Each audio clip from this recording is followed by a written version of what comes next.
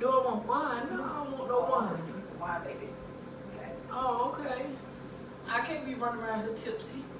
It's too early in the day. I can, baby, when you off from work. Oh, okay.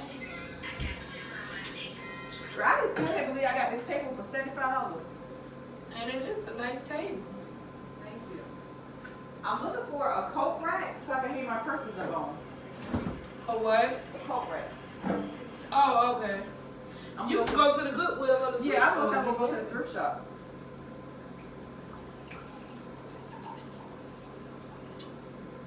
Girl, when you got those flowers for my birthday, girl, I went and bought a jar to put them in and have it in the middle of the table. I was like, yeah, I gotta go get me some more flowers. Yeah.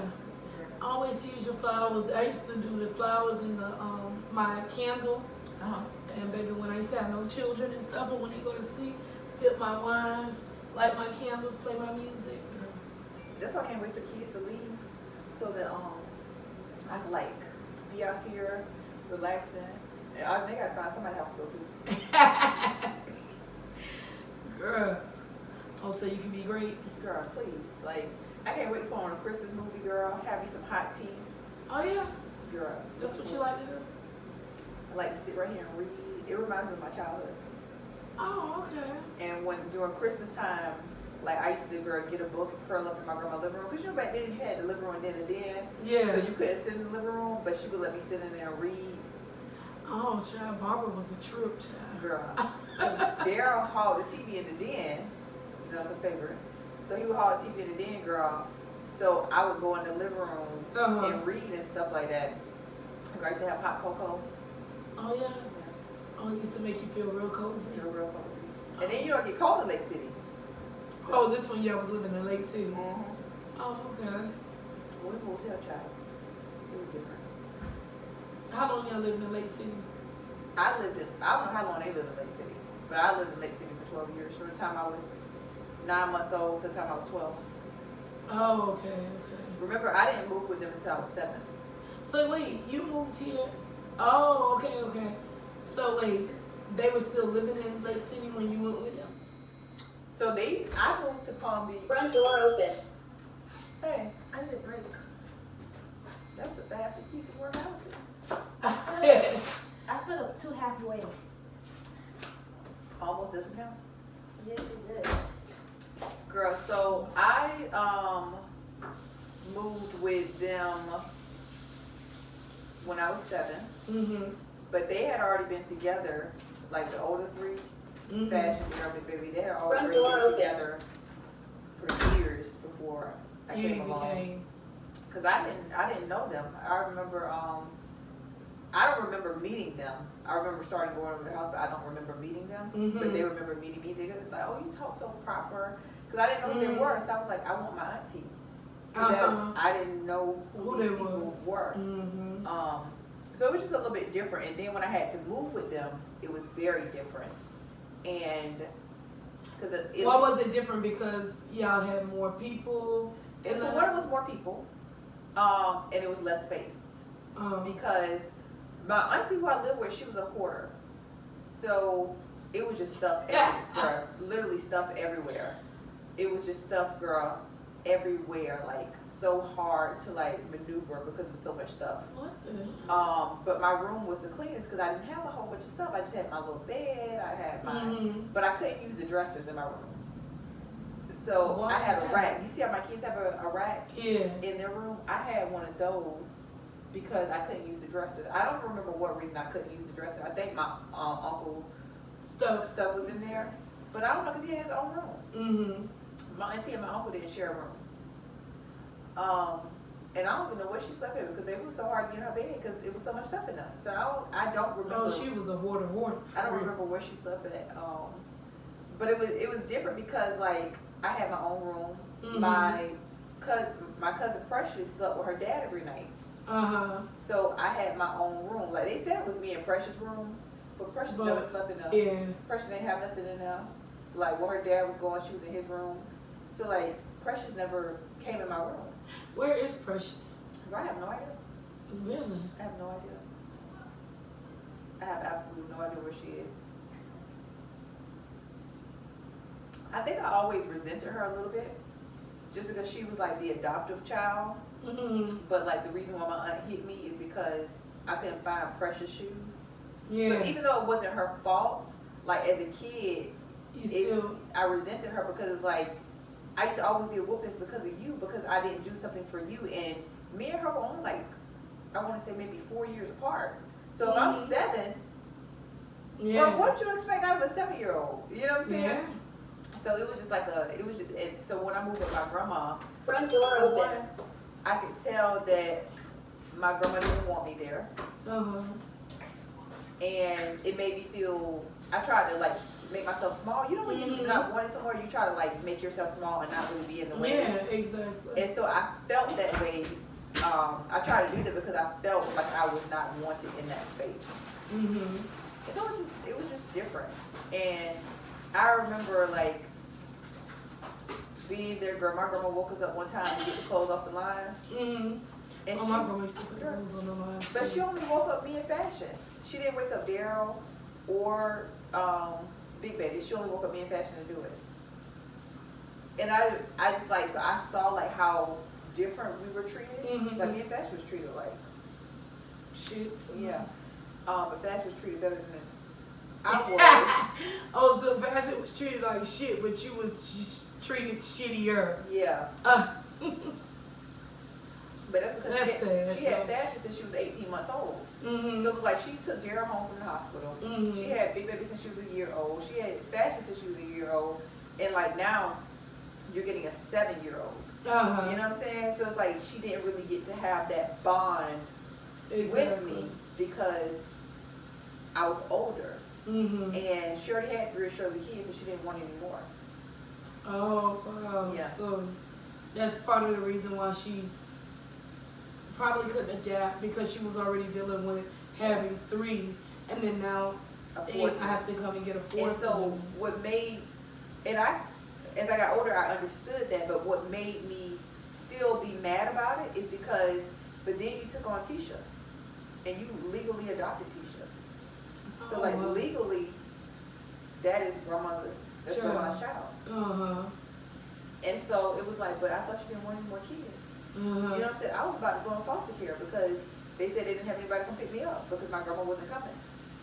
And my grandma showed up literally at nighttime to get me after I had been there all day. It was called interesting. After I had been there all day. Oh, wow. So it was just like, I got that as I got older, but then I was like, but then, I mean, look at Tisha, and you let Tisha and Dara get away with literally anything. Mm-hmm. And I feel like out of us, because those two got away with the most, that's why the behavior is the way that it is. Mm-hmm. Like Tisha had a very nasty attitude, and it's because grandma used to let her say anything. Mm-hmm. And there were no consequences for it. As opposed to like us, who get the Exactly. piss slapped out of us, you know what I'm saying? Yeah. And it's like, you let Daryl not have to clean up, not really have to do anything. She didn't enforce any type of rules or anything when it came to them. So she pretty and it's like, look at Daryl now. As an adult, he has a very hard time standing adapting in the real world, especially without her, since she hasn't, been here. It's probably been harder for him to maintain because she has always been his clutch. Yeah. So now it's like I have to relearn. I can't just run to my grandma no more. I can't live on my grandma if something doesn't work out. Love, you come. I'm sorry, Bree. You come stir the meat. I have to literally stand up and be a man. That's what it is, basically. So, and I realized that one thing my therapist helped me realize is that just because you are healed from something doesn't mean it's no longer a trigger. Mm-hmm. It's just that now you're aware that this is a trigger and you're choosing to respond differently. Mm-hmm. And if you know that something is a trigger for you, you can promptly remove yourself. Like if you know that like, hey, this person has a very nasty attitude and the way they talk to me, like it makes me want to explode. Exactly. I can avoid that person and it not be like, oh, well, you're not healed yet. Because I used to think that when you're healed from something, that it no longer bothers you at all. Exactly. And she was like, it doesn't mean that you're no longer trigger on things. And some things will follow you for the rest of your life. Some things will follow you, girl. Right?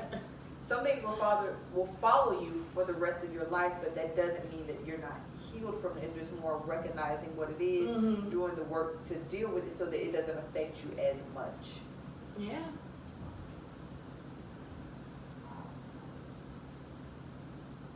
And I remember I had this conversation with Toya. She's like, well, sis, I feel like everything you've been through made you stronger. And I was like, but baby, at 5 and 6, you don't need to be strong. You need to be protected. Yeah, and you need love. You need to be nurtured. You need to be cared for. To know that you're cared for. To know that you're loved. You're nurtured. You know, that you can go to somebody and talk to somebody when it comes down to anything. Like, my childhood made me hard. Yeah. It made me a very hard, mean person. Mean. Angry. And yes, and I was extremely angry, but I was so young and immature that I didn't know how to say that I'm angry or that I'm hurt. I didn't know how to say I was hurt, so all that came out is aggression. Yeah, well, because, yeah, you know what I'm saying? Aggression. Because I didn't know how to express myself in any other way besides aggression, because I felt like me saying how I felt made me weak. And because I had been taken advantage of, I never wanted to be seen as weak again. Exactly. So it was someone once told me that, a girl did tell me that one time before. She was like, I have built up this wall that basically, because of what I went through in my childhood and the trauma that I went through, it's like, in order for me not to be hurt or to feel that feeling again, I have to be this way. She thought like, I have to be this tough person. I have to act like nothing bothers me. Yeah. I have to build this wall to protect me at the end of the day. So I never really realized it's like, you know. It's a coping mechanism. Yeah. You know, it's not the healthiest one. It's like how you cope with trauma. And I didn't even realize this until I was an adult, that extreme independence is a response to trauma. I can see that though. Because, you know, some people's like, oh, I'm independent, or I don't need, you know, because sometimes it's about what they went through. And them, it's like, for them, sometimes it's survival mode. It's, you know, being alone, doing it on their own for so long. And, you know, it's like something, it's like a blockage, you know, something that they just put up. Like the girl said, you put up a wall and it's like, you know, I'll make sure I do this. I don't want to have to depend on nobody. I don't want to have to relive anything that I've been through in life, you know, as a child, and all of these different things. So that's another reason why they do it. And I guess I didn't even realize that I had an issue. Like, you used to always call me mean, and you know what I'm saying? Oh, but like, moody as fuck. I used to be like, sometimes I used to ask myself when I was young, when we was in high school and stuff, and I used to be like, how in the hell am I dealing with? I used to be like, this is weird. And then used to go to work, he used to be like, listen, they be coming up telling me some good morning and all that. Baby, I don't know what time of the day it is right now. I have not even woke up yet, really, to be talking about good morning to anybody. I used to be sitting in my head, what the is going on here? And I think that when I started noticing a difference is when you actually started to change over, started to find God a little more. That's when things started to shift and you started to see you like move through and actually grow throughout your journey. It was like, okay, because I guess it gave you an understanding of what you were going through. It was more like I didn't see myself. And I felt like, and that's when people are mean Christians, it's weird to me, because like the first thing, like when I began God, it's like God showed, like put a mirror to me and showed me like all the nastiness about myself. And I was like, oh my goodness, God, I don't want to be that person. So like I want to apologize to the people who like have been in my life, because like, dang, I didn't realize that I was this bad. You know what I'm saying? And I understood immediately that just because I changed doesn't mean that people have to deal with me based off of that. So I understood that immediately. But what was weird for me is that the people who chose to stick around through my being a bad person and me trying to be a better person, and couldn't see me for the better me and only held on to the, you know what I'm saying? That's true. What I'm just laughing about, just like thinking like, I said this girl was such a mess. I really don't understand. Yeah. Because I'm like, dog, we've been friends for so long. Yeah. And I just had that vision where, like, you was like, okay, I'm on my way because you was the friend that just drive. And I was always the friend like, oh, I'm coming, I'm getting ready, I'm coming. And you pulled, the minute I heard your car, you just pulling up in front of the yard, bumping the horn, bump, bump, bump, bump. And Mom was, I know damn well the one ain't out there bumping in front of my damn house. And then I was like, then you called like, I told you I was gonna be pulling up. You should have been out the door already waiting. And I'm like, who the hell this girl thinks she is? I'm like, yeah, but I'm coming. And then when I go out the door, you had done pulled off. And I'm like, dog, I know damn well this girl ain't just leave me. Like, your patience was so little. Yes. It was like, oh my God, like how in the hell can a person have such little patience? Like, your mood, your patience, everything was just completely like, it was different. It was, those were some of our wild times, our fun times. It was like you growing up and like, you know how a person can't wait to be grown, and it was like, I am a grown woman. Yes, baby. I am grown. I mean, you always worked hard and worked your ass off. You always did what you needed to do, had your place, went off to college, came back, you know, and it was just that thing. But I think when I started to see you actually change and you know, like just basically switch over, it was like, okay, when you started to get to know God more and start to change more, and it was a difference. Yeah. You are definitely a different person from what you were 10 years ago to now. Oh my God. And I feel like that's how we all should be. Exactly. You know what I'm saying? Like, I'm 33 years old now, Bree. Exactly. To still act like the 18-year-old me, Yeah. like, to me, that's weird. Yeah. There has to be some type of transition, some type of growth. But I do, like, even when I was, like, had a very bad attitude, Mm-hmm. like, I really do appreciate that, like, you have never stopped being honest with me. I was like, girl, I'll punch your ass in the face. Who do you think you talking to like that? Like, you have never stopped, like, being honest with me. I was like, man, who do this lady think she is? And just being, like, legit, I've always, like, when I was younger, I envied the fact that you and Shamala had moms. Really? Like, it was, like, such an emotional thing for me for you guys to, like, have people to depend on. Uh-huh. Because I felt like I was in the middle of the ocean by myself. And so, like, I used to go with Shamala, like, because Shamala mom was so nice to me. Yeah. And Jewel was so nice to me. So it was, like, easy to be at your house because when I was at my house, like, I was being told, like, how horrible of a person I am. You know what I'm saying? And it's like, I didn't think at that moment that I was a horrible person. Mm-hmm. You know what I'm saying? And looking back, I wasn't the best. But it's like, I didn't know how to be anything else because I didn't see that. I didn't see. I saw, it was always the negative. It was never I'm the like, positive. bro, my grandma, my mom, and my sister are in the middle of the road about to fight, and they both get arrested and go to jail.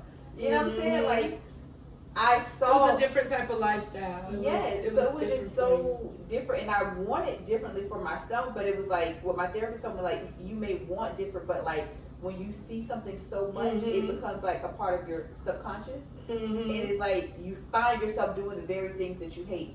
Exactly. Until you deal with that. And so, like, I had to deal with that because I was like, I don't want to. So it's funny to me when Ajane says that, Mommy, I don't even remember you ever cussing in my life. Yeah, it's time for you to change, you know so what I'm saying? much. And it's like, she was like 2 years old when I gave my life to God. Oh, yeah, she was young. Yeah. So She it's was like, young. so when I cussed Oscar that day, girl, I could down, my baby was looking at me like, what in the world is going on here? Girl.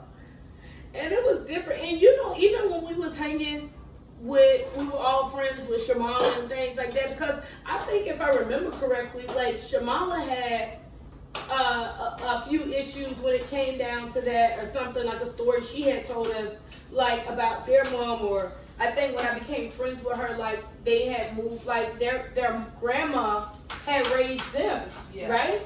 So their grandma had raised them and things like that, and then their mom got better.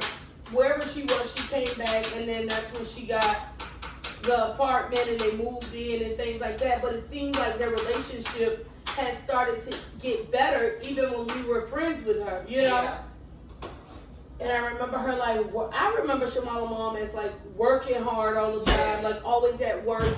And then I remember Shamala as being the friend, like we always could go to her house. So it's like, come over my house, girl. And, you know, she would always get ready and do her hair and stuff like that. And we would go in and, you know, then we were working together, all of us. It was like, you know, everybody had different things of how they were raised, different things that they were going through. It was just different for everybody. Girl, and like even now, I feel overwhelmed. Like I feel overwhelmed. Like this last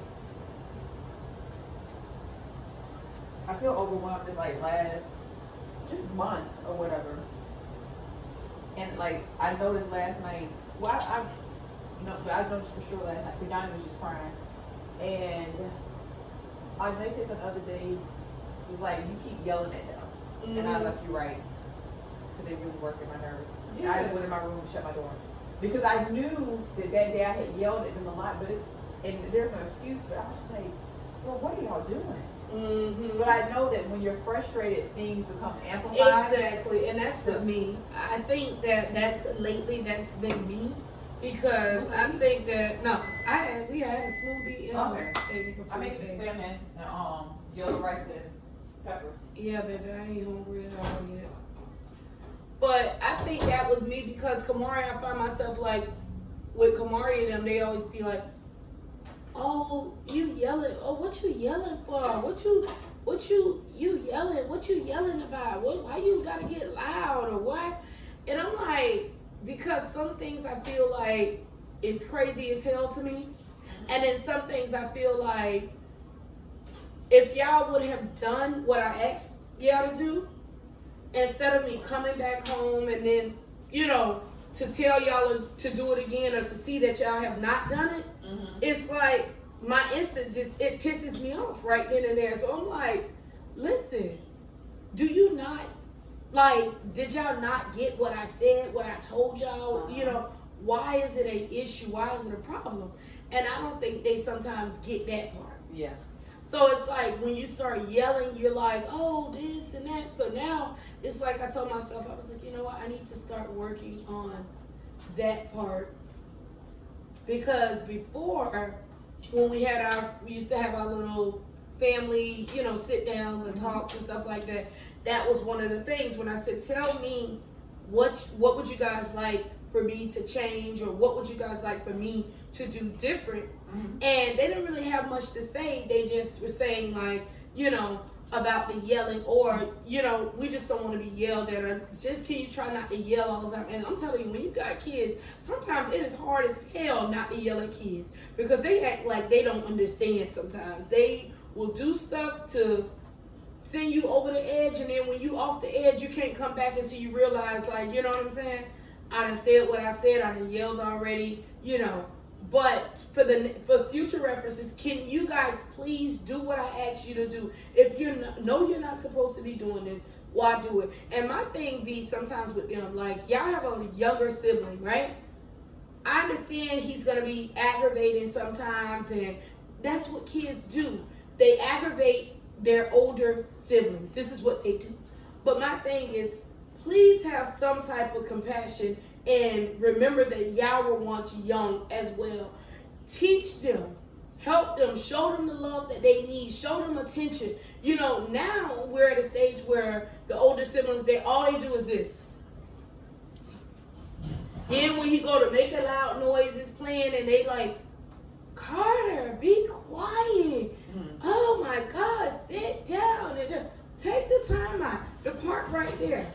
Guess what? Let him go and cool off some of his energy if that's what, you know, if y'all want to go to the pool, because with me, Destiny and Kamari and Sean, they're older. Mm-hmm. So they can go out to the park with no problem. Long as they call me and say, hey, Mom, we finna get ready to walk to the park or we're going to go to the pool. And I tell them all the time, make sure y'all are watching Carter, make sure this and that. And then it's okay. But if y'all see him and he's like that and I'm at work or I'm not home or something like that, get off your phone and try to do something with your little brother, whether it's reading with them, watching a movie with him, do something with him to show, you know what I'm saying, that you at least want to be, you know, interacting with him. Mm-hmm. Because if not, that's what you're going to hear. You're going to hear a bunch of noise because guess what? He grabbed his drawing book. He loved to draw. Mm-hmm. He grab his drawing book. He wants Sean the color on this page. He want this. He finna draw on this page. He want to see what type of different characters they can make. Then if he get tired of doing that, he want to get on the game or whatever. Oh, Sean, play Roblox with me or play this with me. Then Sean want to be in the moment with, you know, him just playing his game. So then sometimes it works, sometimes it don't. Then some days he feel like, okay, I've been in the house a long time. Oh, let's go to the park, y'all, because we go to the park. Let's go to the park and see some friends at the park. So when Sean finally do get up, they go out there to the park or whatever. They have a good time. And that's what he's used to doing now, you know? So I think that for me, I do need to work on, you know, my temper and me yelling. Just basically going off I can go from literally 0 to like 100 in no time, and it's like, what the hell did I just do, or what the hell did I just say? Mm-hmm. And I think that's something of what I do need to have control over. But for the most part, I think that I do a pretty good job when it comes to trying to at least communicate with my children, try to ask them each and, you know, even if I don't ask them every day, I usually say, okay, well, how is school? Like, Destiny brought it to my attention a couple weeks ago, and she was like, when we were dropping off Carter to school, and she was saying, oh, when Carter get out the car, you always say, oh, have a good day, baby, make the right decisions, make sure you make the right choices, I love you, see you later. She was like, oh, well, you don't say all of that to us when we get out the car. And I'm like, wait, what? At first I'm like, listen, Carter is like 6 years old, 5 years old. But I'm like, okay, but I still do the same thing. She was like, okay, well, maybe you should tell us the I love you part 2 at the end of it.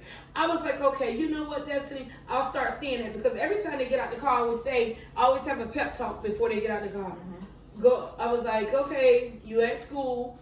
Have a good day, Kamaria. Make sure you make the right decisions. Make sure you're doing your work. If there's anything that you need from your teacher, you need to go up to your teacher and ask. And then sometimes I say, like, you know, I love you, have a good day, you know, not all the time.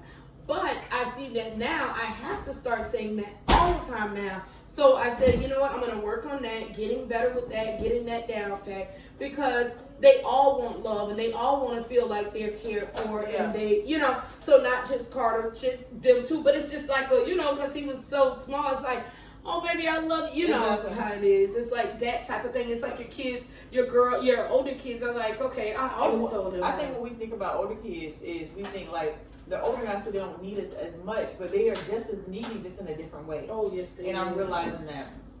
Help me, Ajane, please. Oh God. No, but that is true. Like I feel like Ajane don't need me to change, like bathe her and stuff like that, but she needs me in other ways. Like exactly.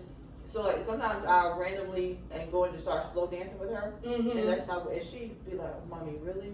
But like I can tell that she likes it because she hugs me. You know what I'm saying? And she likes to feel like I got somebody there. And I even asked her. I said, "How does it feel to know that you got somebody on your side?" She's like, "It feels good." Yeah, I don't know what it's like to have some like a parent be there 100%. So I just wonder, like, I'm gonna talk trash, but I still show up. Exactly. Like, how does that feel? Every parent will talk trash because that's part of parenting. I'm just telling you the truth. My mom used to talk. She was one of the strictest, I thought, and the most meanest person ever. But I can't tell you no lie. The way she literally showed up for us and the way she loved us, the way she did things, it was like her structure is what kept us going. The way she did things for us, it was like tough love, but at the same time, it was gentle, if that makes sense. It wasn't like she was doing something to try to hurt us. It was like, this is what you're going to learn for. Or guess what? You just bumped your own head, so now you see, didn't it hurt? Okay, so what are we going to do next time to fix it? Because this is your life. You're only getting older. You're becoming an adult. If you continue to do the same things, then this is going to be the result. You know, that's just how she was. And I think with Kamari and them now, it's like, I see my mom a lot in me. So it's like, I listen, the way she did things with us, it was like, I feel like it didn't kill us. Mm-hmm. It made us stronger. It made us better. It made us want to go out and do more, you know? So I think I want the same thing when it comes down to my kids. And I think each and every last one of our children are different. They're different in their own ways. Mm-hmm. Because I can probably talk a little tough to Destiny or, you know, Carter. Yeah, Kamari is more of the sensitive one. Even though she is literally my daughter, she is more of the sensitive one. She's more so like, you could just yell and all of that. What you yelling for? Or I can say things and just be fussing and rambling on like, was that a good decision? That was not the right decision. Why didn't you do it this way? This is the way you should have done it. I asked you to do this then, and here I am 3 hours later, and you're still doing the same thing, or you didn't do it at all. She already got tears falling out her eyes, and I'm just like, okay.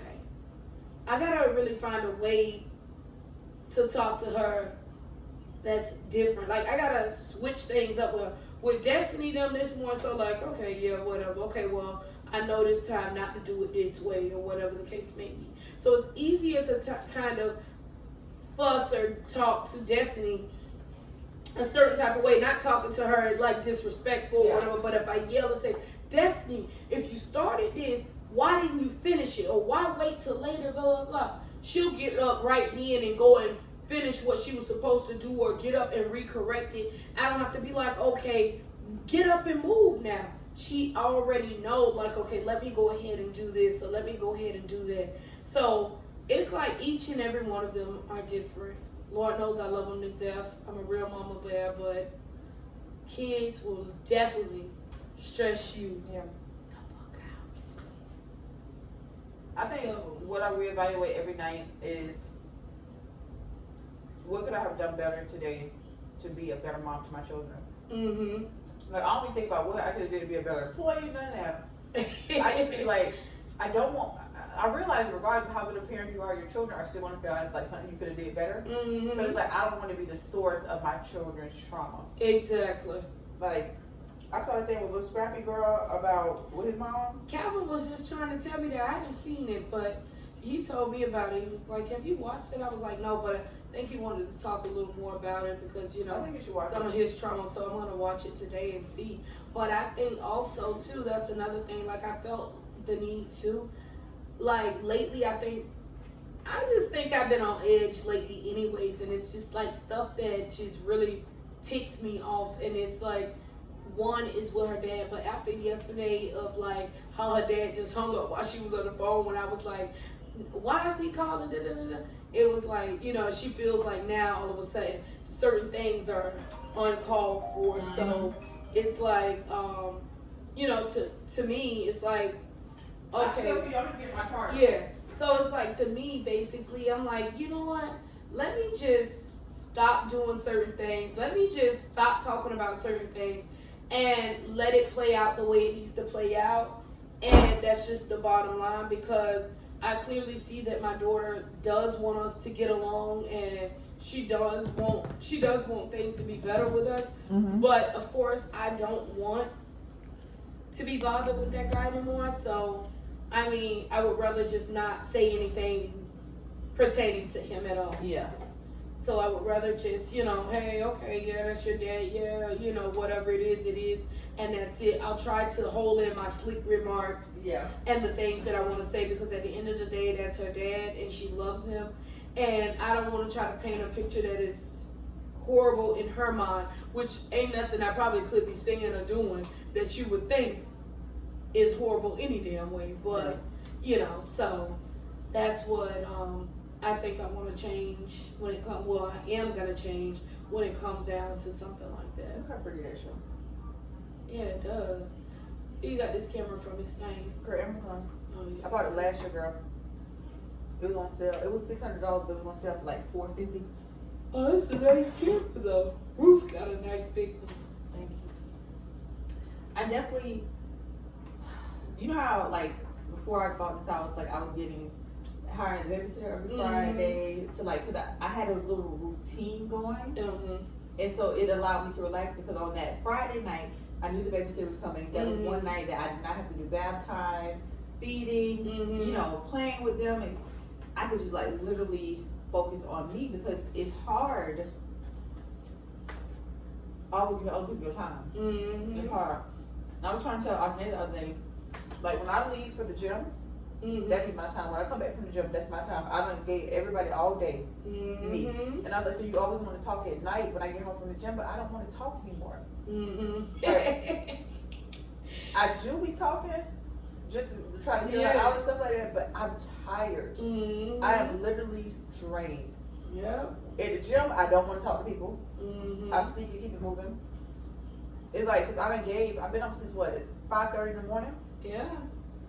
No. It is draining though. It is draining because some days I feel like that. Some days I'm like, listen, I started feeling like when I went off one day and I was like, you know what? I am literally tired.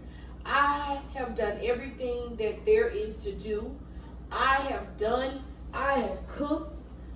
First of all, started my morning off, getting them up, making sure they're ready to go, took them to school, you know, dropped them off, came home, got ready for work, whatever it is that I had to do that day, did my errands, went to the grocery store, came home, cooked food, left the house to go and get them from school, looking in, bring them back, get them situated, go over Carter's work, look in his book bag, see what's going on with each and every last one of them. Okay, how was y'all day in school? Do y'all have homework? What's what? What's this? What's that? And I felt like I was consistently on my feet. Yeah, you can bring the water. I felt like I was consistently on my feet. It was like, you know what I'm saying? Like, I'm literally up in the morning from this. And then if I'm feeling like it and feeling up to it, I felt like I even get up earlier because I'm like, okay, let me cook my kids a hot meal. So now I'm cooking breakfast in the morning. I already ironed Carter's school clothes either that morning or that night, took them out, prepared his book bag, and, you know, that night, did all of that. I'm just basically checking things off the list. And it's like, damn, like, I just want a few minutes because it seems like every time, like last week I told Destiny, I said, you know, I don't know, because usually when I have time to, baby, I would have had time to ride around, go to friend house to friend house, you know, even with my kids and after everything. But I feel like lately, these last couple months, I have not had time to literally like see majority of my friends at all. Like, I've not been out like that to do, unless it was like somebody's birthday or something they invited me to, and I'm like, oh, okay, I'll be able to make it, okay, but other than that, I have not been able to like freely, like, you know, I just get in my car and just pull up over here or do this or go here, ride around, go to the stores. And I'm just like, my day feels like I'm so exhausted. So even like, I used to have a day where I would go and do, like, if I needed to go to the grocery store, I needed to do returns, I need to get my nails and stuff done, or if I just need to simply just relax and ride and listen to music. And I haven't been able to do that. So last week I said, every time I feel like I get a break, I feel like I also have to now cut that break short, because one of the kids end up calling, they need this, or oh, they gotta be picked up, or oh, they forgot this, or they need me to bring that, or can you, oh, I go to work at such and such time, or Shay call and say, oh, can you grab me, or, you know, something like that. I'm like, damn, when am I gonna go get up and just have my own, you know, just time? And one of the days I got up and I went and had crabs and ordered me a drink. I just went to the one by Shay house and literally sat in there, had my own crabs and stuff, had me a drink or whatever, and I just basically just sat in there as long as I wanted to and just basically relaxed. And that was a day that I said, you know what, I'm not cooking today. Whatever they eat is what they're gonna eat. Okay. It's hot dogs in there. It's all different type of stuff that's in there. So if they want to, they can cook. They can do whatever. So lately, that's why I'm glad that Destiny and Kamari and them know how to do a little something. Mm-hmm. So Destiny, when I came home, Destiny had already whipped up, honey, a whole pot of chicken Alfredo with the garlic bread with broccoli in it. And I tasted it. She called me. I think it was like, okay, Mom, do I put this in it? Is it right? I said, it actually looks fine to me. Make sure you just put your seasoning. Everything looks good. They ate the food, and that was that. So I'm like, I came home that day, I remember. I took my shower, and I simply went in my room, laid in the bed, closed the doors, and that was just it. And I said to myself, I'm like, I need more time for me because it feels like I'm just running around, doing everything for the kids, for somebody else, for my husband, just always just going. And it's, oh my goodness, it's draining sometimes. And I feel like my days run together. Like I'm starting to feel like my days ran together. And that's why I had to hire Miss the kids babysitter, Miss Gabby, because I'm like, Miss Gabby, I need you, like legit need a second to just like breathe. And I reached out to the kid's dad last night, and I was like, I need you to get your kids. And he was like, as previously discussed, I'll get them for Christmas, and if you need a break before then for Thanksgiving, you can bring them to St. Augustine for a few days. So I texted him, I was like, well, how long would a few days be? Because if it's just going up there for 2 days and turning right back around, it, to me, it doesn't make sense. And he never responded to the text message. Yeah. And it's just like, dog, I legit have these children for 310 days out of the year. And it's like, how are you okay with only seeing your kids, like physically seeing your kids for like 50-something days? You know what I'm saying? Like, how are you okay with that? Like, you don't want more of them? Like, a better bond, a better relationship. It's all about what you want, because clearly there's plenty of people that live elsewhere, other states, other cities, and towns and stuff like that, and they actually see their children even go. I know someone that actually is not with his child's mother, but makes it his business to still go and get a room and literally get his daughter and spend time. But when he comes, like, he expects to stay at my house, and I just feel like we are no longer, you know what I'm saying? I feel like, get your room. Like, if I came to Tallahassee,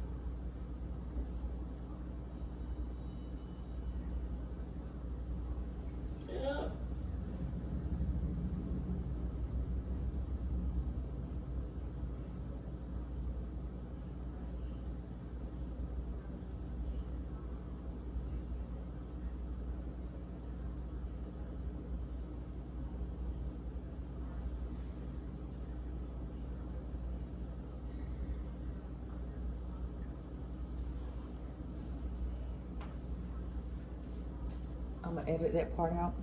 I'm just working on finding the balance in motherhood, because it is very overwhelming. Very overwhelming. And it's like, I can't believe that this man moved 6 hours away. But what did you expect? No, I didn't expect much just based on how we were married, like how he was with the kids, but I hoped that it would have been different. So I didn't expect him to, but I was like, dang, I wish you would want to stay close for your kids, you know what I'm saying? Because like, I have 100% custody of my children. Like, and he has visitation for those times, and the judge says that if I decide for anything else, he can. And he legit sticks to his exactly what the judge ordered. And the judge even asked him, are you okay with only seeing your kids for 56 days out of the year? And he's like, yeah, I'm cool. And she's like, no, I'm asking you because at first, I guess she thought he didn't understand what she was like asking him. But he's like, no, that's good. That And is I'm thinking crazy. to myself, like, what?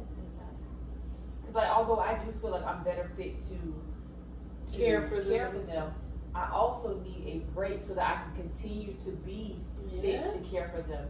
Because Yanni cries so much that it would drive anybody crazy. Mm-hmm. So like last night, I'm just holding her, girl, like just talking to her and stuff like that, and she calming down on my chest and stuff like she's a newborn baby. And she's Charlotte's 2 years old. Girl. Listen. And then little man, like, cause I told you, little man when he's upset, he needs to give me a hug and a kiss to calm down. And Yanni, she needs to hold my hand and wipe her face all over my hand. What in the world? And then so like last night they was both mad. So one person wiping their face on my hand and the other person is giving me a hug and a kiss. And it's just like, okay. And I'm trying this thing where I just lower my voice, but then it sounds monotone because I'm pissed. Yeah. But I'm trying not to yell. Baby, go sit down. Have a seat. Thank you. I don't want y'all using my hands. I don't want to get nobody no kiss in the hug. So Kids is aggy, girl. Me and Neri are gonna during Thanksgiving break, girl. We're gonna go out for coffee, like Coffee. for tea. I like hot tea. So we're gonna go out for tea. But I also do want to have like a girls' night at my house. We all wear PJs or whatever. Okay. Let me know. I want to have a girls' night. Like, you know, I love, what's that game I like? Oh my goodness. It's on the tip of my tongue, I can't think of it. But it's like a, kind of like a charades game, but not really. You read from a card, and you can't say certain words. Yeah, what we played at the other house. Yes. I played one somewhere else, but it was different. You should, I don't know if I remember the name of it. I'm trying to think who I was with or where I was at, and we played a game just like that, but it was for like adults. Like it was a different type. You know what? It probably was at Lisa's house that I played that game because she had like different games and it was the card games and we had to answer it. But I forgot. I gotta ask her what the name of it was. Cause it's a different, like for a Pacific like girls' night. Mm-hmm. It was all type of different things on there, which was really fun too. But yeah, I know the game that you're talking about. So I want to plan that because I feel like we could all use it. Mm-hmm. Like just a night of just like laughing, eating, and just like Yeah. fun and being around other adults that doesn't pertain to children. Exactly. You know, because like even outside of my job, like well within my when I speak to the adults, it's about their kids. They're like I had a parent email me like, hey Miss Lyman, such and such has I see they're struggling in your class, and I'm like struggling. So I was like, well, let me go see what this kid grade is. So I responded, I'm like, baby, this child has an 83% B in my class. She is not struggling at all. So I had no idea what the parent was talking about. But it's like even when I talk to other adults, it is in a professional setting. It's like I just need some leisure time where it doesn't like I'm not telling them like, hold on 1 second, Yanni need this. Hold on, look man, I need to go wipe his butt. Yeah. You know what I'm saying? Like I just need something for a second. So I'm really looking forward to the kids going away with their dad for Christmas. It'll be different than my kids are gonna be going for Christmas. But I really need it. Yeah. I desperately. So what are need you it. gonna do? Celebrate with them before when they come back? Probably when they come back. Oh, okay. When they come back, because I already started Christmas shopping. And I'm not doing a whole bunch for them. Like we're getting more outdoor. You see their playroom. I'm not doing all of that. Because they don't even put it up. They don't even. Do you make them pick it up? I do. Put it up? Oh, I do. So then they know. So sometimes like it'd be like they play up until 8:30, which is their bedtime. So it's directly their bedtime. Like y'all just come on. But other times we'll go in and like, hey, we gotta clean up our playroom, and we will literally. But it's like I have found, but they're 3 and 4, so I found that like if I don't direct them, they can't clean up by themselves. So it's I had babies back to back. Yeah, so I'm helping them clean up. You know what I'm saying? And so it would be easier for me to just do it myself, but I'm trying to teach them. So I'm like, hey, you pick up the action figures, you pick up the baby dolls, I'll pick up the blocks. Yeah. And then it's like, okay, now you pick up the cars, you pick up all the pieces that go to the dream house. Yeah, because you do have to give him some type of chore. Yeah. Because of what I noticed is too with Carter, he used to do the same thing to his toys until Destiny started taking them in there and grab his own hands and use them to pick it up and put it after she got tired of cleaning up his toy room. She's like, I'm so tired of organizing this toy room. You know what? He finna have to pick this stuff up. Come here, Carter. He'll come over there because he don't know no better. She'll use his hands and he'll pick up his own toys. He used to be crying, but then it kind of showed him. But then even at home now too, he doesn't do as much, but he knows now. Like he used to take his stuff and just throw it on the floor. Like yesterday, I told him pick up everything and put it in the dirty laundry basket. He picked it up. He would put his stuff away. Like he's doing a little more than what he was doing. You know. And so they have minor things like okay, they like to. Because there's no TV in the playroom, which I'm getting one for Christmas. But it's a playroom, so I didn't want a TV in there. Exactly. But what I noticed is they like to play with their toys in front of the TV. Oh, so I'm finding that they're bringing their toys out here, which I don't want no toys in my living room. But I've been letting them do it because I see what they're doing, so I'm like, whatever. But so I'm like, okay, now it's time for y'all to get all your toys up. So they'll pick their toys up and go put them back in their playroom, and you know they sleep in my room on a mat because they don't sleep. Baby, my bed is over with, and if you don't want to sleep in your bed, you're gonna get on one of these daycare mats. So girl, they put their mats up in the morning. They go get their mats. They put their pillow because I get them one of my pillows. So they put it on my bed and stuff like that. So they have like minor chores, like when you get up, you got to throw away your stuff behind yourself, like get your stuff off my table. But it's like, I was fully cleaning a bathroom at little man's age. What? Well, girl, and my aunt, she used to be like, can't nobody clean a bathroom like 2, and I was 5 years old. And it's like, girl. What? Girl would never. She was like, 2, and I look. That's different to actually like pick up something you dropped on the floor or something like that. But even though I look at the things that they had us doing, and I could not imagine.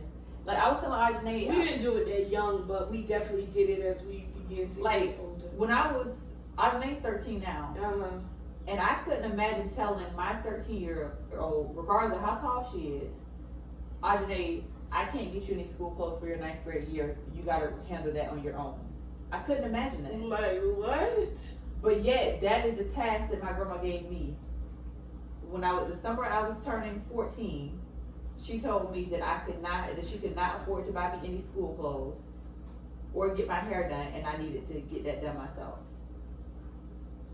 And so that's how I started working with my uncle, like raking yards and stuff like that. He would pay me $40 a day, and that's how I bought my school clothes and my shoes. Oh my God. But yet she went and bought Daryl all his school clothes and stuff, and Daryl was older than me. And so it's just like the things that they had us doing, I couldn't imagine putting that same responsibility on my kids now. Yeah. Because for me, I used to be like, oh my goodness, like, what am I going to do? Like, I was just so devastated. Like, what am I, like, I don't have a job. That's a bit much. That's crazy. I was like, I don't have a job. Like, I'm only 13 years old. Yeah. You know what I'm saying? And I was going to turn 40, but you know, my birthday's August 1st. So I turned literally 14 right before school starts. So it's like I wasn't old enough to get a job even at Winn-Dixie or anything like that. And I used to have to catch taxis to work because grandma wouldn't take me to work. But yet, girl, she would wake up 1 o'clock in the morning out of her sleep to go pick up Daryl from Applebee's. But yet here I am trying to find a ride from the Palm Beach Mall. Yeah, that's a bit much. And it's just like, I don't like Audrey going way out the Tear House because it's so far all the time. But it's like, and then she went with her friend one day, and I had to go to some far place. And you know I hate driving, girl. But I went and got her. You hate driving? I hate it. Oh, I hate it. This is why how you be moving around, baby. I can't do all that. That's a lot. Oh wow. Baby, my arms be hurting from holding the wheel. Yeah, please. Girl. That's the way it is, though. It's like, you know, with certain stuff, it's like, but to actually have your child doing all of that or telling your child, oh no, you need to figure it out on your own. And what in the world you mean, figure it out on my own? How am I supposed to get up and literally buy clothes or shoes or, so basically you telling me, go and find you somewhere, go and find something to do so that you can basically make money in order to work. But how are you able to even work being that you're just gonna turn 14 on? And I think that started like such a rough path for me. Mm-hmm. Like, because I remember when you were working, when I met you and stuff like that. Like, I remember you were working. You was to work 2 jobs sometimes. And I think that started like just such a rough patch for me that would take me, because I thought that I could work my way out of everything. Because like I had been let down so much by like my mom said she was gonna pay for prom, and then when it got back on drugs and didn't pay for it. Mm-hmm. You know what I'm saying? So it was like, dang, you can't depend on these people for nothing. You know what I'm saying? And so it was like, okay, well, I'm gonna just do it myself. Mm-hmm. And that just became my mentality with everything. I'm gonna just do it myself. But it's like, as I got older, I realized it is impossible to do everything yourself. And like, you need help. And so I had to get to the place. When I gave my life to God, it helped me be more humble as far as like, hey, I need help with this. Because it used to be very difficult for me to say that I need help. Because I felt like now that person can hold it over you because you need them. But now I just see it. And that's what exactly, because that's what certain people that actually do things like that, but not everybody does things like that, you know? Yeah. So it's like some people are not really genuine, so they feel like it is, you know what, when I get mad or whatever, or even if I want to tell somebody something, oh yeah, I helped them do this, or I helped them do that, or that person wouldn't have this if it wasn't for me. Yeah. You know, and those are the type of people I like to stay away from. And I just remember being in high school, like, I just be like, dang, these people so fake. Like, I used to think that because I'm a real person, like I'm honest, and that like that would make people be the same way with you. Like if I was talk behind your back, I thought simply based off the fact that I don't do it to you, you wouldn't do it to me. But it's like, bro, regardless of how good you are to a person, if it's not in their heart to be a good person or a good friend, that's right, they're gonna still be a snake in the grass. Yeah. And I found that to be the most disappointing thing to me, because when me and Shamala like had our thing, I found that to be the most like devastating thing. And I remember someone said to me, he was like, Lyman, she is literally talking about you like a dog and you haven't said one word about her. And I said, because I was a true friend to her. Yeah. So that doesn't change because of what she said about me, because I'm still a true friend to her. Or at least I was. And because I was a true friend to her, I'm not going to ever badmouth her. Yeah. You know what I'm saying? That's the truth, because I don't think people actually understand that, and you know how intense it is when it comes down to that, because I feel like if you really have the nerve to actually go behind your friend's back and literally talk about them in a bad way, instead of actually going to them and saying, hey, I don't like this about you, I don't like the way you move. I feel like off rip, that's jealousy and that's envy, that's hate, that's who you are as a person. Because a person with a good heart or good way of thinking, they're not gonna off rip go to badmouth you because I'm your friend. So why would I want to go around and badmouth you or feel like as if, oh yeah, well you this or you that or whatever. If I don't like the way you moving, or I tell you, you know what I'm saying? I'm not gonna be like, oh yeah, no, that's still my friend. I'm not gonna and I never was the type of person to actually be friends with someone and let somebody detour me to think that, oh, this person isn't for me, because I can only judge you based of what you have shown me and what type of friend you are to me. You may be different with somebody else. You may act a different way with somebody else. Somebody else may be different towards you, and that's the reason why you treat them that way. But I would say to that situation is, why are you guys even friends then? Because if it don't align, then why are you dealing with it? You know? And that's what I think it is. I think that a lot of people just do not know how to be friends. They don't know how to communicate. They don't know how to comprehend a lot of things. If I could just say, because what you just said about a lot of, what I can respect about Shamala in that case is that many years like later when we became adults and me and her met, and she asked me, like, she texted me, or she inboxed me, like, can we please go out to dinner or whatever. And she was just crying and apologizing and saying that she did not know how to be a friend in that moment to me, and that she didn't know how to receive the type of friend that I was in that moment. And even though I may not understand it, I respect her. You know what I'm saying? I respect her being able, like, saying her truth. And like, listen, I wasn't a good friend to you, and I'm sorry for that. And although I don't feel like, I do feel like me and her are okay now.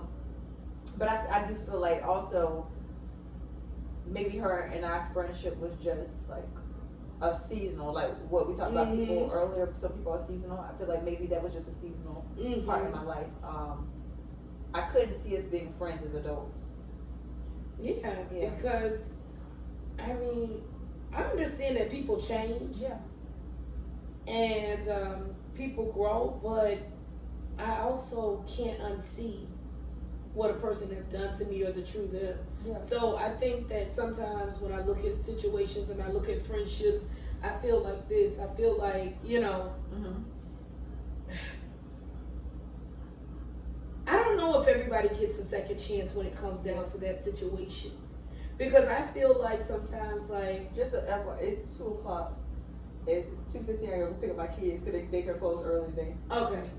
So I just feel like, too, that once you pretty much show me who you are as a person, that's how I deal with you. And I don't feel like that you can go and badmouth me or talk shit about me and then come back and say, oh, but you know, I really didn't mean this, or I really didn't mean that. I understand that we all have to go through things in life, and that some people don't know how to be a friend, and that's fine. I agree with what you're saying. I'm glad that you now realize, you know, what the issue was and what the problem is, and at that time and at that moment you didn't know how to be a friend, and that's okay with that. But that does not mean that I have to go back and re-mess with you because of what you showed me.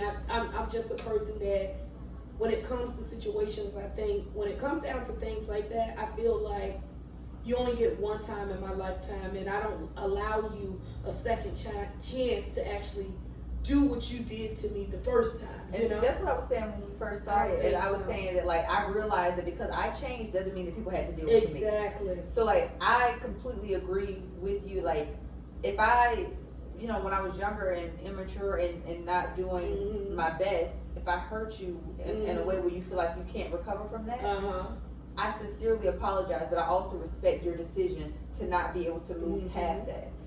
But it also is, too, with the situation when people like to dwell on the past, they like to still hang that, you know, hook over your head, hang you by the hook, and just be like, oh, well, she was this way and that way. But ma'am, that was 30 years ago. Like, are you going to still nail me to the cross about me being young and young-minded and not knowing, being that, you know, because the woman I am at 34 is not the woman I was when I was 24. You get what I'm saying? Like, so I do understand that as well, but it's just some things that aren't the same the second time around. And so I completely agree with that. Is that for me, I find, like, I'll take me, you, and then me and Mr. Rand, for example. Like how you told me, you was like, you felt like I was moving a certain way. And I had no idea what you was talking about. You know what I'm saying? Like, I had no idea. I was like, I don't know what I read. I'm like, oh, I don't like this. And I said, because ma'am, if I told you I was going to do something, as a friend, is it going to hurt you to pick up the phone or shoot me a text and say, hey, are you still coming, or are you still this? Because usually I'm a person of my word. If I forget, I know I'm moving around, I'm moving fast. If I said I'm going to help you, then I'm going to come through and helping you. And see, and that's why reason I'm bringing that up is because, like, for me, it's okay in a friendship to have, like, misunderstanding. Because here I am, like you had already said, like you was doing a lot. Your husband was on the road and stuff like that. You know what I'm saying? So here I am, like, okay, she do typically keep her word all the time, but I know she's already expressed, not saying like, hey, I can't do it, but she already expressed like she's tired and she overwhelmed. So I'm thinking to myself, okay, if she's not here, like, it's for a reason that she's not here. So so like, leave it alone. You know what I'm saying? And it's like, if we hadn't respected each other enough to discuss that, it could have been something so petty, could have been amplified to Exactly. something else. And the same with me and Mr. Rant. Like that night we went out with our coworkers, and like she had really pissed me off, and like I pissed her off, and it was so. And I'm like, dog, I love you, and you know this. And she's like, Lyman, and you know I love you too, but I don't understand what's going on. And I said, I don't understand what's going on either. I was like, what are you talking about? You know what I'm saying? Like, and my thing is like, for me, people who matter to me, like I try to talk about it, because most of the time it'd be so petty that a simple conversation can like rectify it immediately. Exactly. What's difficult is when you have a conversation with the person and they're not forthcoming or honest about what is going on, so you can't address something that's not being addressed. Exactly. You know what I'm saying? Exactly. And so like, it's certain people who, and I know we're way past high school, but it's certain people who I see who have the same traits from high school, just like one day you grow, but it's like, bro, you the same person that you was in high school, so it's like, why would I want to be? You're condescending, you're arrogant, you still a backstabber, you ain't got damn piece of loyal, piece of integrity, bone in your body. That's right. You know what I'm saying? So it's like, and some people just cannot stomach the fact they can't accept the truth.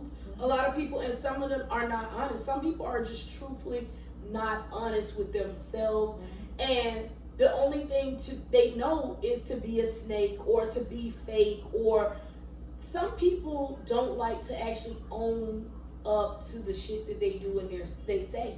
So they will go around it. They will fall out with you about it. They will not, and I just find it so much easier if you love a person, if you are friends with a person and have been friends with a person, if you value your friendship or relationship enough, then why is it so hard for you to stand up? If I did talk to you in this tone, or if I did say something that came out to be a lie, why can't I stand up and just say, listen, I want to come to you from one friend to another. I want to admit my wrongdoing and the part that I played in this, and this is how I feel, or this is why I said what I said because of this. And you don't have a lot of adults that is willing and that's ready for those type of conversations. So some people they'll rather X you out and not talk to you about the situation just so they don't have to face what was going on. So they're really like, oh, I fell out with her because so-and-so. Girl, I ain't talking to her because I don't know who she thinks she is and this and that. But yet, you guys are supposed to be friends, and the friendship is supposed to be better or stronger than that.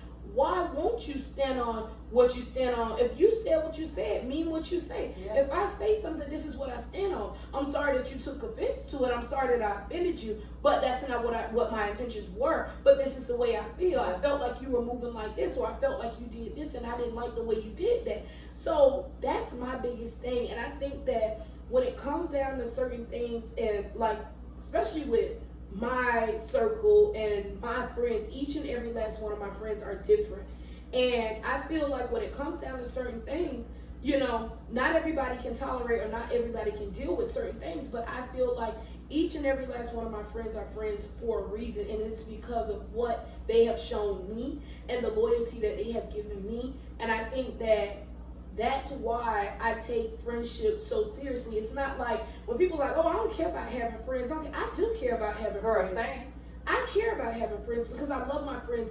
Outside of my children and my husband, I need friends. Yeah. Because I don't want to just continue to just say, oh, no, I don't got friends. I don't want friends. I love my friends. I value my friends. And I appreciate my friends. So therefore, I want my friends to be around. Yeah. So if I have to make do with whatever I need to do, if there's a disagreement on any of our behalfs, then I would feel like we should love each other enough, and we should feel like our friendship is strong enough that we can come sit down with one another and say, hey, I don't like the way this went. I don't like the way, let's like and then also just know how to read your friends. Like, exactly. Like me and TT have a different friendship than what me and you have. Mm-hmm. You know what I'm saying? Like, me and your friendship is very similar to the friendship that me and Toya have. Mm-hmm. Like, I always tell you that you and Toya remind me so much of one another. Because, like, Toya is like, hey, sis, this what's up. I love you. You could tell me the same. I still love you. You know what I'm saying? And so it's like, me and her friendship are very similar to the friendship that you and I have. Me and TT friendship is very different, but it's still like I respect TT, and I feel like TT respects me, and I love TT so much, and it's just a different type of friendship. But I know that like when TT was going through her stuff or whatever, and I felt like she was just a little bit standoffish, and she sent me a message because I felt like that came from the years of us being friends. She can kind of feel it. It's like something And you can feel like, okay. the years of us being friends, and she was like, I'm sorry for how I've been acting towards you because we are so much better than this, but blah blah, what's going on with me? Exactly. And it's like, I knew this because we are best friends. I already knew this. But my main thing is I don't want you to think that you got to go through it alone because you don't. Exactly. And I feel like me and you are very similar when it comes down to what we're going through. It's just like, hey, here it is. This is what I'm dealing with. And like, if you want to come over here and support, you can. It's like we don't try to hide things with one another. But I know that TT is a little bit more private when it comes down to that. And I respect that about her. You know what I'm saying? And so it's like, I feel like you respect your friends for who they are, and you meet them. Exactly. And I feel like as a friend, you should still be able to be friends, voice your opinion. Definitely. It's just an opinion. It's not saying that, oh, I'm mad at you because this is what you choose, because you still have to learn from this. I'm still riding with you, but baby, I just think it's crazy. Or if we're gonna beat this person down, I mean, if you want to be with this nigga right after, I can't do nothing about that. But I mean, I'm here for you, I'm riding with you. You know, that's your decision on whatever it is and whatever may take place. I'm not judging you off of it. I'm just simply stating my opinion. And friend, I just hope that things will get better for you, or that you will soon see the things that I see, or you'll still see from your point of view of what's right and what's wrong, or how you feel about the situation. And that's just basically it. And I think that's another thing that plays a role sometimes when you have friendship and those type of things get mixed into two, and you know, all of that. But I just feel like whatever it is, it is. You are my friend, you are my friend to the end. As long as we don't do anything that is disloyal, and that comes from, you know, when it comes down to our children, our spouses, or whatever the case, who we're dating, and it plays around with money, it does not matter, you know? We should be able to talk about anything and actually be able to come to each other no matter what the situation is. And I agree. What, you know, what goes on, we should be able to talk about whatever it is that we need to talk about without us, you know, getting so upset, falling out, and canceling our friendships off of something so small and so petty. That's like, just how I feel. I know some people don't care about it, but I was like, dang, because the other night me and T was on the phone for like, probably almost 2 hours. And then that morning I went to work late, me and you was on the phone for 2 hours. I was like, it's crazy that as adults, like the same people who I grew up being best friends with, like we still legit, like we're more mature now, but like we still legit the same. Like exactly. I feel like me and TT friendship is still the same. I feel like me and your friendship is still the same. And me and Toy was talking the other day. And she was like, sis, I just love the way like you hype me up. And I was like, because like I think Toy is absolutely amazing. And when it comes down to like how she is about loyalty, I swear it reminds me so much of you. That's like the top of my list. Like it reminds me so much of you. It's just like because, and I think that's what me and her were drawn to one another because we met through somebody else who. I no longer talk to, and I met you through somebody else that I no longer talk to. Yeah. And me and that person is okay now, but it's not the same. Yeah. It's like certain things, baby. It just to me you may get all right, but it just don't be the same. Like you said, it's don't be the same the second time around. And I just feel like with each and every last one of my friends, I feel like too, in a way, I don't have to walk on eggshells with you guys. I can be as open as possible. I can be going through. I can want to knock Calvin across the head with a baseball bat tomorrow and be in love, girl. And I be like, oh, girl, and everything. And y'all be like, everybody be like, when I tell you, y'all is the craziest people I know, and it be so funny because y'all know. I'm like, okay, child, Rocky be on the phone laughing so hard. She be like, friend, when I tell you, you keep me laughing because, dog, the way you and him so petty, y'all need each other. Y'all need to be in each other's life forever because. The way you just pulled off. It seems like, y'all is so funny to me. And my sister-in-law, Shayla, she was like, I just go ahead and name y'all the carrying on family because, baby, y'all carry on from y'all down to the churn, honey. Girl. And that's why I call Carter Rex because y'all just carries on bad. So I'm like, it's so funny because, you know, every time Portia say, honey, you remind me of my mom and my daddy, so I just let you go ahead and vent and carry on because you remind me so much of my mom and daddy and they done been together forever. Yeah. So I don't even go there. I be like, oh, book free, you know, she do it. So I just feel like with my friendship and with all of my friends, it's always a good thing. Like when I'm around, I feel loved. I feel, you know, even when we on the phone with each other, we talk to each other a lot. I don't have to worry about this friend that may be secretly jealous of me or this friend feel like, oh, I'm better than them because my lifestyle is different from that. I feel like everything aligns the way it's supposed to be. And it's pretty much when I'm talking or when I'm saying something, especially to my friends that are still a little more hot-headed, it's kind of like they take heed to it and realize, like, you know what? It's like, you know what? If it's not meant to be, it's not meant to be. It don't have to be discussed. It don't have to be talked about anymore. Leave it dead. Let's go. Let's move past it. Let's do this and that. So I feel like everybody in my circle is growing past certain things that they've been through or they're going through. And, you know, we all get to talk. And it's like we can just lay it all on the table. It don't matter what it is. We can just talk about it and we don't have to worry about being judged by it or, you know, just feeling bad about whatever it is. And that's what I love about friendship.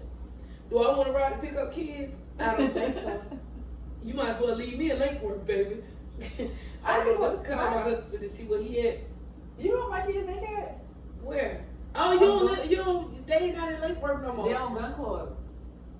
Gun Club in Congress. Where you put them on Gun Club? Girl, yeah. Gun Club in Congress? Yes. So so say, you know how... By the jailhouse. Yes. But you make a left as a dead end back down? Oh, back there, it's kind of by that gas station or... So it's a gas station on the corner, and then you just go down a little bit more. Okay, so yeah, I know what you're talking about. He may be still doing something, so... Well, thank you so much for coming to my lovely talk. Okay. Guys, thank you for I'm watching. trying to call you your daddy. Obviously, you got answer already, so stop calling. Oh my goodness. I did the Jordan for sure. Okay. So, I'm guys, calling my husband phone. They answer his tablet. thank you so much for watching. Until next time, God bless. Bye.